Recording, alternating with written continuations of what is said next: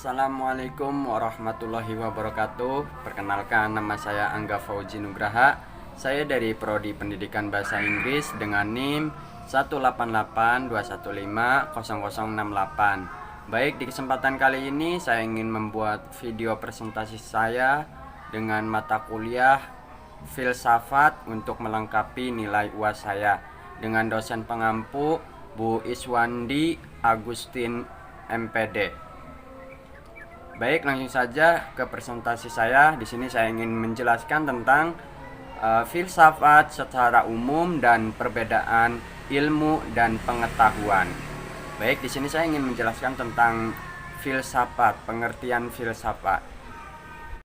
Pengertian filsafat dalam sejarah perkembangan pemikiran kefilsafatan antara satu ahli filsafat dan ahli filsafat lainnya selalu berbeda serta hampir sama banyaknya dengan ahli filsafat itu sendiri. Pengertian filsafat dapat ditinjau dari dua segi, yakni secara etimologi dan terminologi.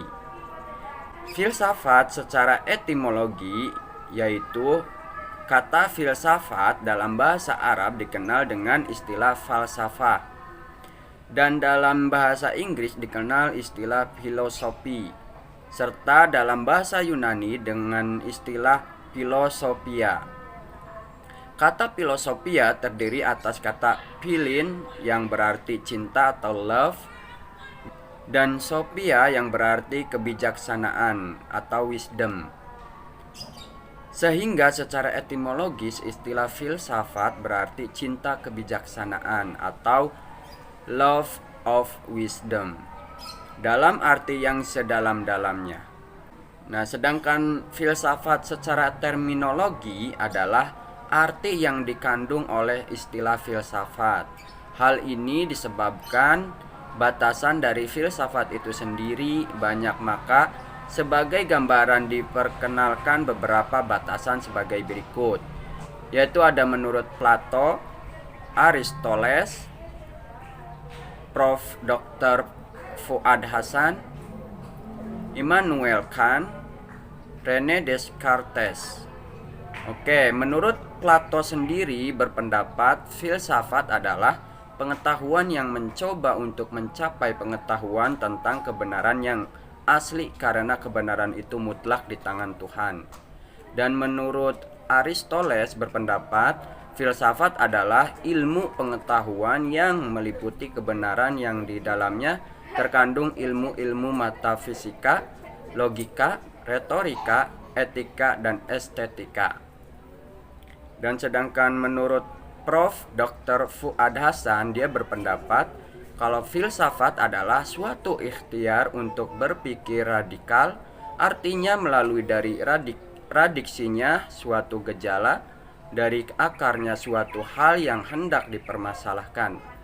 Sedangkan menurut Immanuel Kant, dia berpendapat filsafat adalah ilmu pokok dan pangkal segala pengetahuan.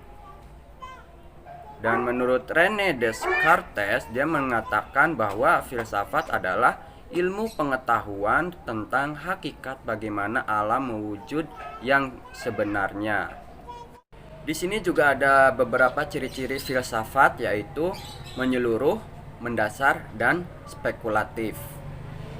Oke, arti menyeluruh di sini yaitu pemikiran yang luas karena tidak membatasi diri dan tidak hanya ditinjau dari satu sudut pandang tertentu. Dan mendasar di sini artinya pemikiran yang dalam sampai pada hasil yang fundamental atau esensial. Spekulatif di sini artinya hasil pemikiran yang diperoleh dijadikan dasar bagi pemikiran selanjutnya.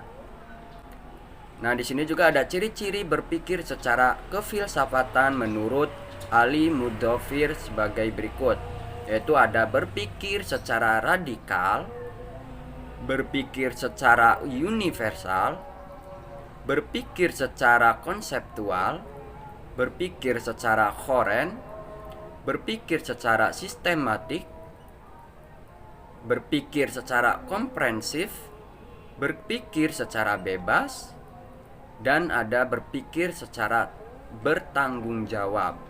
Baik, di sini saya juga akan menjelaskan tentang pengertian ilmu. Nah, ilmu adalah pengetahuan, namun ada berbagai macam pengetahuan dengan pengetahuan ilmu.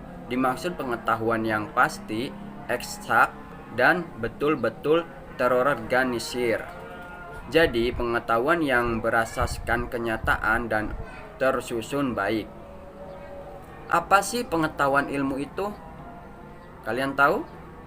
Ilmu mengandung 3 kategori, yaitu hipotesis, teori, dan dalil hukum. Ilmu itu haruslah sistematis dan berdasarkan metodologi. Ia berusaha mencapai generalisasi dalam kajian ilmiah. Kalau data yang baru terkumpul sedikit atau belum cukup, ilmuwan membina hipotesis. Hipotesis ialah dugaan pikiran berdasarkan sejumlah data. Berikut ini macam-macam jenis ilmu. Ada ilmu praktis normatif, ilmu praktis positif, ilmu spekulatif ideografis, ilmu spekulatif nomotaris, ilmu spekulatif nomotatis, ilmu spekulatif teoretis. Nah, di sini ada juga pengertian pengetahuan.